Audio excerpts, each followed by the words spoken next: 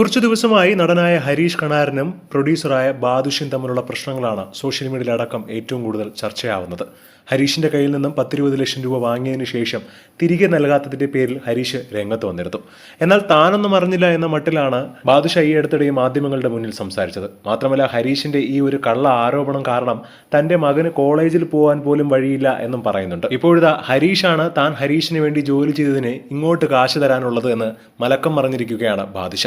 ആർട്ടിസ്റ്റുകളെ പ്രോപ്പറായി manage ചെയ്യുക അഥവാ celebrity management വളരെ പ്രൊഫഷണലായ ഒരു മേഖല സിനിമാ രംഗത്തുണ്ട്. കഴിഞ്ഞ കുറെ കാലമായി ഞാൻ അത് ചെയ്തു വരികയാണ്. എന്റെ ബന്ധങ്ങളും പരിചയവുമൊക്കെ അത് വളരെ നന്നായി ചെയ്യാൻ എന്നെ സഹായിച്ചിട്ടുമുണ്ട്. ഇതൊക്കെ അറിഞ്ഞാണ് ഹരീഷ് കണാരൻ തന്നെ ഇങ്ങോട്ട് വന്ന് ബന്ധപ്പെടുകയും അദ്ദേഹത്തിന്റെ കാര്യങ്ങൾ ചെയ്തതിന് എന്നെ ഏൽപ്പിക്കുകയും ചെയ്തത്. അദ്ദേഹത്തിന്റെ കഴിവിനെ വളരെ ഇഷ്ടപ്പെട്ടിരുന്ന ഞാൻ ഒടുവിൽ ആ ഉത്തരവാദിത്വവും ഏറ്റെടുത്തു. പ്രൊഡക്ഷൻ കൺട്രോളർക്ക് നിർമ്മാതാവല്ലേ ശമ്പളം കൊടുക്കേണ്ടത്. അതുപോലെ 72 സിനിമകളിൽ 16 സിനിമകൾ മാത്രമേ ഞാൻ പ്രൊഡക്ഷൻ കൺട്രോളർ ആയിട്ടുള്ളൂ. അതിന്റെ പ്രതിഫലം എനിക്ക് നിർമ്മാതാവ് നൽകിയിട്ടുമുണ്ട്. ബാക്കി സിനിമകളിൽ ഞാൻ ഹരീഷിന് വേണ്ടി ജോലി ചെയ്തിട്ടുള്ളതാണ്.